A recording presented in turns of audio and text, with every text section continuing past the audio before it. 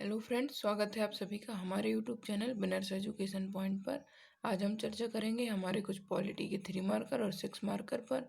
लेकिन अगर आपने हमारा चैनल अभी तक सब्सक्राइब नहीं किया है तो दोस्तों आप हमारा चैनल सब्सक्राइब कर लीजिए, क्योंकि हमारे चैनल पर विभिन्न प्रतियोगी परीक्षाओं से संबंधित महत्वपूर्ण कंटेंट आपको निःशुल्क प्राप्त होता है। तो आप हमारा चैनल सब्सक्राइब कर लीजिए और आप हमारे नोट्स परचेज़ कर सकते हैं। तो हमारे नोट्स परचेज़ करने के लिए डिस्क्रिप्शन बॉक्स में आपको इंस्टा मोजो की लिंक दी गई है, आप वहां जाकर चेकआउट कर सकते हैं और हमारे नोट्स परचेज़ कर सकते हैं। अभी हमारे पास Hindi, ethics, social, geography, MP, polity आदि के नोट्स अवेलेबल हैं।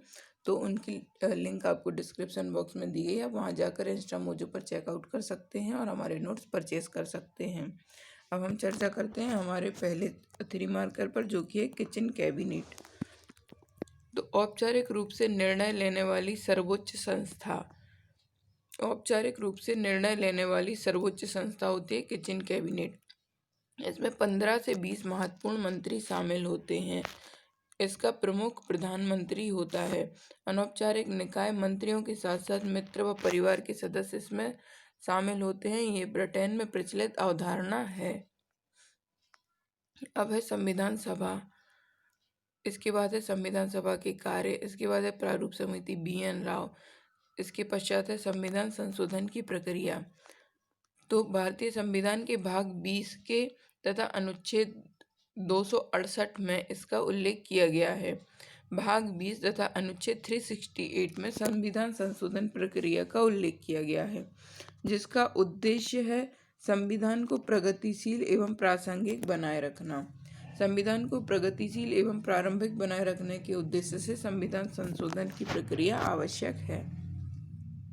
इसके पश्चात संविधान संशोधन प्रक्रिया में 3 प्रकार से संशोधन किया जाता है। तो इसमें जो पहला है वह है साधारण बहुमत, दूसरा है संसद के विशेष बहुमत के द्वारा, और जो तीसरा है वह है संसद के विशेष बहुमत एवं राज्यों की स्वीकृति के द्वारा।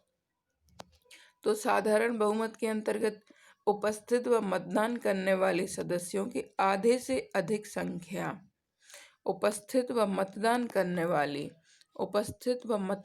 वाले सदस्यों के आधे से अधिक संख्या, मतलब 50% + 1। उदाहरण अनुच्छेद 2, 3, 4, 105, 106। अनुच्छेद 2 के तहत किसी क्षेत्र का भारत में प्रवेश, भारत 3 में है भारत के किसी राज्य की सीमा या नाम में परिवर्तन से संबंधित अगर हमें कोई संशोधन करना होता है तो वह साधारण बहुमत के माध्यम से, अर्थात 50% + 1 से हो जाता है। उपस्थित और मतदान करने वाले सदस्यों के आधे से अधिक संख्या के द्वारा इनको पारित कर दिया जाता है। इसके पश्चात है विशेष बहुमत, संसद के विशेष बहुमत द्वारा। तो उपस्थित एवं मतदान प्रत्येक सदन के कुल सदस्यों का बहुमत और प्रत्येक सदन के उपस्थित और मतदान करने वाले सदस्यों के 2/3 बहुमत द्वारा यह विशेष बहुमत पारित किया जाता है। तो प्रत्येक सदन के कुल सदस्यों का बहुमत और उपस्थित तथा मतदान करने वाले सदस्यों का बहुमत और प्रत्येक सदन के उपस्थित और मतदान करने वालों का 2/3, अर्थात इसमें साधारण प्लस विशेष बहुमत, उपस्थित और सभी सदस्यों का 50% + 1 और उपस्थित और मतदान करने वाले सदस्यों का 2/3 बहुमत की इसमें आवश्यकता होती है। फिर जो तीसरा है, इसमें है संसद के विशेष बहुमत एवं राज्यों की स्वीकृति के द्वारा।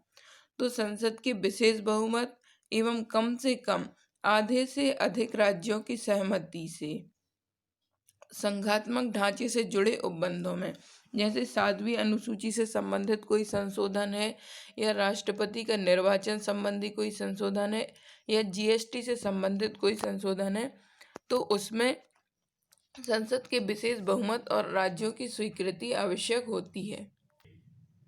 इसके पश्चात हमारा जो नेक्स्ट प्रश्न है वह है कि पंचायती राज संस्थाओं के दोषों को दूर करने के उपाय लिखिए। पंचायती राज संस्थाओं में दोषों को दूर करने के प्रमुख उपाय निम्नलिखित हैं। इसमें जो पहला है वह है सदस्यों का प्रशिक्षण। सदस्यों का प्रशिक्षण। इसके पश्चात है पंचायतों का कार्यालय गांव से समीप होना। जो पंचायत का कार्यालय होता है वह गांव के समीप होना चाहिए। शिक्षा का प्रसार प्रसार किया जाए। ग्राम सभा के अधिवेशनों को समयानुसार बुलाया जाए। इसके पश्चात है ग्राम सभा को अधिक शक्तियां प्रदान की जाएं। पंचायती राज संस्थाओं को अधिक स्वतंत्रता दी जाए। राजनीतिक दलों को इन संस्थाओं के कार्यों में हस्तक्षेप नहीं करना चाहिए। विभिन्न राज्यों में इन संस्थाओं के स्वरूप को एक जैसा किया जाए। योग्य प्रतिनिधि का चुनाव हो। दल जाति संप्रदाय आधार पर वोट देना या टिकट देने को हतोत्साहित किया जाए। अनिवार्य मतदान हो। जनप्रतिनिधियों को शिक्षित किया जाए। लाभकारी उद्योगों की स्थापना की जाए। सिटीजन चार्टर का इस्तेमाल हो। अर्थात सर्वाधिक आवश्यक है कि कर्तव्यों के समुचित निर्वाह हेतु आवश्यक अधिकारों का विकेंद्रीकरण किया जाए। हम इस प्रश्न को एक बार पुनः रिपीट करेंगे, लेकिन उससे पहले एक महत्वपूर्ण सूचना कि हमारी एक जो मुख्य परीक्षा की टेस्ट सीरीज चलाई जा रही है उसमें मात्र 1500 रुपये में आपको 20 फुल लेंथ टेस्ट चलाए जाएंगे जो कि मेंस से संबंधित होंगे। इसके पश्चात इन 20 जो प्रश्न हैं इनमें 20 की आपकी कॉपियों का मूल्यांकन किया जाएगा। हमारे जो चयनित लोग हैं उन्हीं के द्वारा कॉपी का मूल्यांकन किया जाता है और 20 ही टेस्ट की आपको मॉडल आंसर की भी प्रदान की जाएगी। तो दोस्तों इसमें मात्र 50 सीट ही अभी अवेलेबल हैं, तो आप शीघ्र हमारी टेस्ट सीरीज को ज्वाइन कर सकते हैं। आप इस समय का सदुपयोग कर सकते हैं। जब तक मेंस नहीं हो रहा है तो आप अपने टाइम का सदुपयोग करें, मेंस की आंसर सीरीज लगाएं। इससे क्या होगा, आप मुख्य परीक्षा में सफलता के अधिक निकटतम पहुंचते जाएंगे और आपको पता ही नहीं चलेगा कि आपका कब सिलेक्शन हो गया। और आप हमारे नोट्स पढ़ सकते हैं। इससे क्या होगा, आपको सिर्फ नोट्स पढ़ना होगा और उनका बार बार रिवीजन करना होगा। आपको स्वयं के नोट्स बनाने से मुक्ति मिल जाएगी। तो दोस्तों आप हमारे नोट्स भी परचेस कर सकते हैं और हमारी टेस्ट सीरीज भी ज्वाइन कर सकते हैं। हम पुनः चर्चा करते हैं हमारे पंचायती राज संस्थाओं के दोषों को दूर करने के उपाय के संदर्भ में। तो इसमें पंचायती राज संस्थाओं के दोषों को दूर करने के उपाय निम्नलिखित हैं। तो इसमें जो पहला है वह है सदस्यों को प्रशिक्षण देना। जो पंचायती राज व्यवस्था से संबंधित सदस्य होते हैं उनको वर्ष में एक बार प्रशिक्षण अवश्य दिया जाना चाहिए। पंचायतों का कार्यालय गांव के समीप होना चाहिए। पंचायत का जो कार्यालय होता है वह गांव से निकटतम होना चाहिए। अर्थात ऐसा होना चाहिए कि सदस्यों को या जो गांव के लोग हैं उनको पंचायत में शिकायतों हेतु अधिक दूरी तय करके ना जाना पड़े। शिक्षा का प्रसार किया जाए। शिक्षा का प्रसार होने से जो गांव के पंचायतों के सदस्य होंगे वह अपने गांव के प्रति जागरूक होंगे और अपने गांव के प्रति जो भी कर्तव्य होंगे उनका निर्वहन सत्यनिष्ठा और ईमानदारी पूर्वक करेंगे। ग्राम सभा के अधिवेशनों को समयानुसार बुलाया जाना चाहिए। जो ग्राम सभा के अधिवेशन है उनको समयानुसार बुलाया जाना चाहिए। ग्राम सभा को अधिक शक्तियां दी जानी चाहिए। ग्राम सभा को अधिक शक्तियां दी जानी चाहिए। पंचायती राज संस्थाओं को अधिक स्वतंत्रता दी जानी चाहिए। राजनीतिक दलों को इन संस्थाओं के कार्यों में हस्तक्षेप नहीं करना चाहिए। विभिन्न राज्यों में इन संस्थाओं के स्वरूप को एक जैसा किया जाए। जैसे पश्चिम बंगाल है या अन्य राज्य हैं तो उनमें 4 स्तरीय है। कुछ हिंदी भाषी राज्य उनमें त्रिस्तरीय पंचायती राज का व्यवस्था का प्रावधान किया गया है। तो सभी राज्यों में इनको एक जैसा किया जाना चाहिए।